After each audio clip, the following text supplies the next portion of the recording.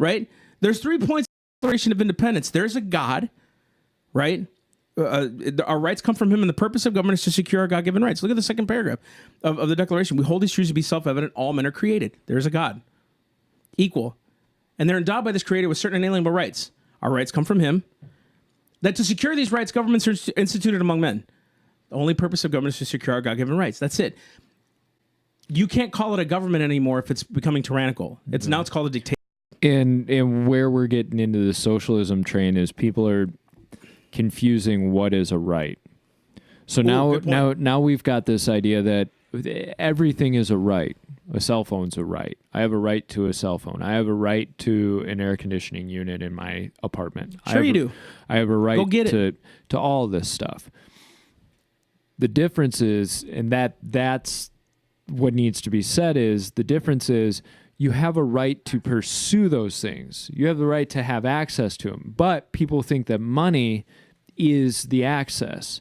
So if I'm poor, their argument is, I don't have access to this. Therefore, you need to provide this for me so that I have access. Yeah, it's called a job. So here, let me say this. A right is something that is given to you inherently by God, by the Creator, right? It's given to you. It's not something that is taken from someone else to give to you. It's something within the natural course of life. Right. So you have. Look at the Bill of Rights. Our founders were very succinct in how they wrote that. We have the right to free speech. We have the right to the free press. We have a right to worship God, not freedom of worship, to worship God in our conscience. That's the first one covered. Right to petition our government.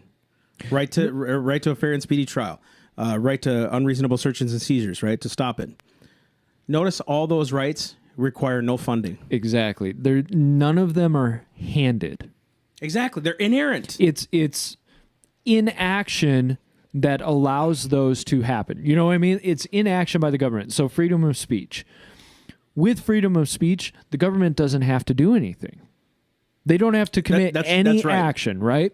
And I think that's the barometer that we need to, and we hammer. As in this country, and us conservatives, us Frederick Douglass Republicans, like, we need to hammer this idea of, no, it's inaction that provides the right.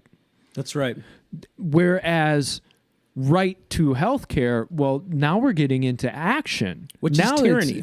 That's tyranny because that's an action committed on or against somebody for somebody else. That's right. That's right. So let's go back to that. If you need health care, the government doesn't need to be involved in that because that's what he gave the authority to the church to do, was to take care of the sick and the fatherless and the poor and the widow and to keep himself unspotted from the world. That is the duty of the Christian, not the duty of the government. Notice no action was given to a federal government by any one of God's decrees. When did you see that David was supposed to take care of the poor? I never read it or saw. He may have done it. But there was no direct commandment from God. Never a commandment to them. There's no commandment. Even the 10 commandments to man doesn't say anything about, he gives that love to you, especially in the New Testament. It talks about benevolence. He was kind-hearted to you. God gave the manna from heaven.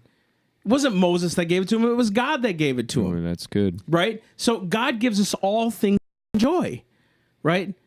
Oh, it was cruel that they were walking through the wilderness. No, they could have made it in 11 or 12 days, but they decided to take 40. Exactly. Again, I say this to my kids all the time. I'm not the bad guy. You're choosing the consequence, and we're putting this on God. That's why we want a socialistic country, because we're too busy to wait for God. We're too in a rush to wait for God. We need to do it now because I need to have what I want. Yes. I need to have what I want now. And and I don't care what it costs me to get it. It alleviates responsibility.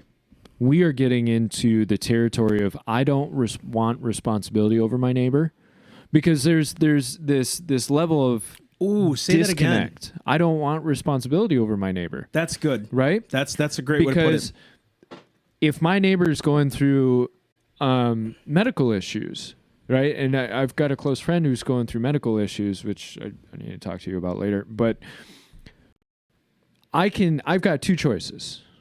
I can either say, okay, what do they need and how can I provide it? Right. Or there should be a government program to help him out. So I don't have to so do it. I don't have to. Isn't that because crazy? it's so much more comfortable for me to say, oh, well, extra money gets pulled out of my paycheck to take care of him, as opposed to I've got to go to his house. I've got to provide some money. I've got to pray with him. I've got to sit with him. I've got to keep up on him. We are so into this idea of, well, the more the government can handle, the less I have to so do. right, dude. Right? You'll have faith in man, in a federal government, to take your money to provide for other people, but you won't have faith in the living God that gives you the strength to pray to him to give them that thing.